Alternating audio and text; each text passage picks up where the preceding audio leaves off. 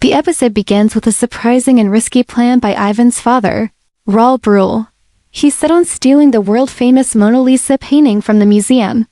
His idea is to have Ivan dress up in a villain costume as El Toro. When Ivan walks into the museum looking like a supervillain, he will grab everyone's attention. The people around will think a threat has arrived, so all eyes will be on him. In the middle of that chaos, Raoul plans to sneak in and steal the painting without anyone realizing what's really going on. It's clever but dangerous, and it puts Ivan right in the middle of something serious. Kitty section is busy preparing a surprise for Miss Boosty. The group is full of energy as they rehearse songs and build the stage. There's excitement in the air, but Adrien doesn't quite share the mood. He's feeling a bit down because ever since his father passed away, everything has changed for him. There are too many decisions to make and responsibilities that are too heavy for him to carry alone. When Marinette spots some memory boxes Adrien has kept from every year of his life, and when Marinette sees them, her eyes light up. She's excited to take a closer look. As she looks through the memories, she finds a tiny costume from when Adrien was a little boy. Smiling warmly, she says she wants to knit him one that fits him now. It's a sweet, heartfelt moment that shows just how much she cares, but Adrien is still feeling the weight of the past. Those beautiful childhood memories are hard for him to handle now, especially while missing his father and the life he once had. Later, Adrien goes to help Rose fix the projector screen for the event. While he's away, Marinette continues looking through his photo album. As she flips through the pages, a letter suddenly falls out. It catches her attention right away. This letter isn't old. It has the Alliance logo, which means it was placed there recently. She realizes that Gabriel must have put the letter in the album shortly before he died. This wasn't random, he meant for Adrien to find it. Understanding its importance, Marinette decides it needs to be shown to Natalie. She quickly heads off to find her.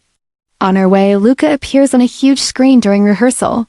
He sees Marinette and tries to talk to her, but she makes up a quick excuse and slips away. She's focused, meaning Natalie is more important at that moment.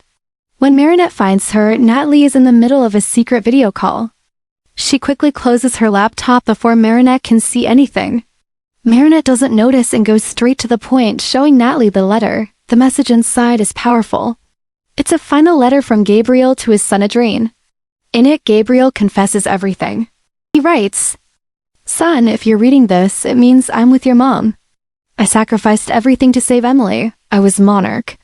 I did everything I could to get Ladybug and Catnoir's Miraculouses because with them I could have brought your mother back, but I failed. Now it's your turn. Natalie will help you. You must make the wish to bring your mom and me back. It will be perfect. I know this is a lot to ask. I know this is overwhelming.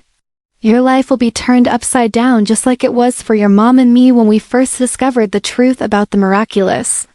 But we never regretted using the peacock miraculous too." And that's where the letter stops. The rest remains a mystery. It's possible there was more to the message, something even more important, maybe something connected to the peacock miraculous. And now everyone is wondering, was this Gabriel's way of telling Adrien he's not an ordinary boy? Could it be true that Adrien was created using a miraculous? That he's a Senna monster? Maybe we already know the answer. Maybe the truth has been right in front of us. Time will reveal what it all means. The episode continues with the tension rising. After reading Gabriel's final message, Natalie is overwhelmed. She holds the letter tightly, emotions flooding her face, and then suddenly tries to rip it apart. But Marinette quickly stops her, grabbing it back before she can destroy it. Marinette believes the choice shouldn't be Natalie's or hers. That letter was meant for Adrien, and only he has the right to know what's inside and decide what to do next. It's too important to hide or destroy. Just as that moment hangs in the air, Adrien walks into the room. Natalie notices him and without saying much, quietly leaves the space, telling Marinette to do whatever she thinks is right.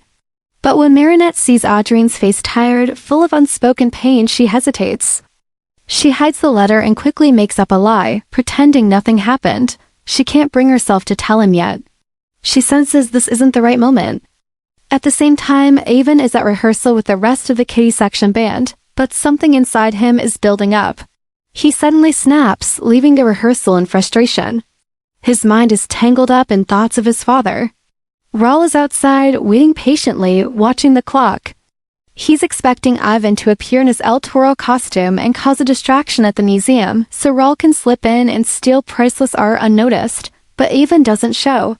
Instead, he leaves a letter for his father. In it, Ivan tells him he refuses to be part of the crime. He doesn't want to live a life stealing from others. He begs his father to stop and find a better path. But Raul doesn't take it well. Furious and disappointed, his anger builds quickly and an Ultra Akuma senses this. The dark power takes over Raul, feeding on that rage, and transforms him into a supervillain. The scene turns unexpectedly funny when Lila tries to talk to him and he suddenly snaps at her. She actually gets scared, maybe for the first time ever. Eventually, Raul transforms into a supervillain called ELTORODEPIEDRA, covered in stone-like armor and powered by pure fury. Back at the school, Kitty section finally begins their big surprise celebration. Their friends have all gathered. With full hearts, they give a beautiful and emotional thank you speech to their teacher, Ms. Busti, who is now also the mayor. It's a sweet and genuine moment of appreciation, and everyone prepares to start the concert afterward, but Ivan is missing. Mylene stands quietly, hoping he'll return and take his place with the band. Time passes, but Ivan still doesn't show. The rest of the band knows they can't wait any longer. The concert has to go on. Luka suggests Juleka sing alone since she wrote the song and knows it best, but Juleka freezes up. She doesn't feel ready or strong enough to take the spotlight. Then, in a quiet, loving moment, Rose steps forward and encourages her. She gives Juleka a soft kiss and tells her she believes in her. That gives Juleka just enough courage to go up and perform. And she does it singing beautifully with all her heart. While the concert plays out, Paris falls into chaos. ELTORODEPIEDRA storms through the city, causing destruction. People are turned into bulls, running wild, and half of Paris is wrecked in the process. The villain is searching for Ivan, hoping to turn him into a super strong, unstoppable bull. Ivan hides in a tunnel and calls Ladybug for help. When she arrives, Ivan is ready to give up his Miraculous. He believes it's all his fault that his father became a villain. The guilt is too heavy. He even fears his own anger. He worries that it could make him vulnerable to Chrysalis, who could use it to steal the Miraculous. He wants to give it back before that can happen, but Ladybug stops him. She tells Ivan that she gave him the Miraculous for a reason because she believed in his heart, his strength, and his values. She reminds him that being angry doesn't make him unworthy. In fact, facing those feelings makes him stronger. Her words reach him. Ivan realizes she's right. With new confidence, he transforms into Monodorox and joins the fight. He uses his powers of strength and resistance to take on the villain head-on. Ladybug and Catnoir fight alongside him, working as a team. In the end, Ladybug captures the Akuma and purifies it, returning Raul to his normal self. Then Officer Roger arrives to arrest him. But before anything happens, Ladybug offers Raul a second chance, a chance to make things right.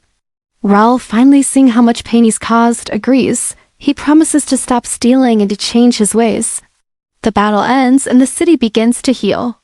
Later, Ivan returns to the concert where his friends are waiting. He apologizes for not being there, for letting them down.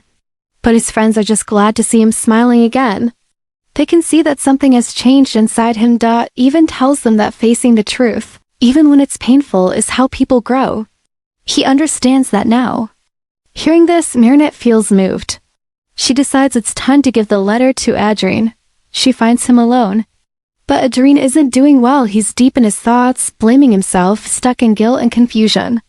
Marinette realizes it's still not the right moment.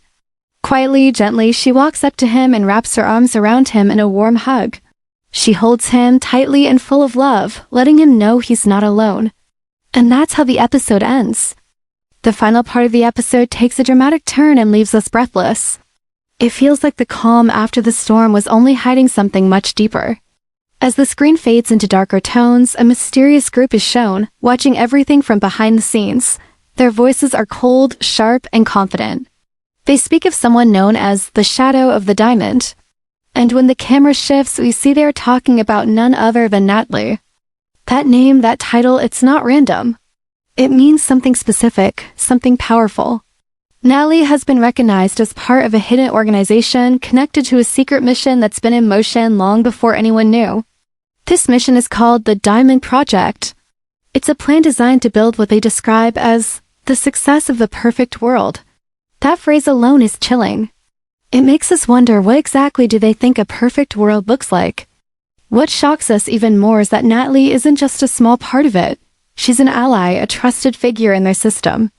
And then, the biggest reveal of all, one of the voices in the shadowy group is her father. Yes, Natalie's own father is one of the powerful figures inside Supreme. That makes it personal. That makes it heavy. It shows that the roots of this group go deeper than anyone guessed. Supreme is not just rising now. It's been quietly building for a long time. Everything about this secret project feels carefully planned. And we realize that their goal is no different from Gabriel's, yet maybe even more dangerous. What do they want? The same thing Gabriel once risked everything for the Ladybug and Catnoir Miraculous. The episode doesn't give us much more, but this final scene tells us enough. Something bigger is coming. The Diamond Project is real. Supreme is watching. And now, with Natalie's connection revealed, the mystery just got even more intense. That's all for now. Don't forget to like, subscribe, and hit the bell for more updates. Stay miraculous.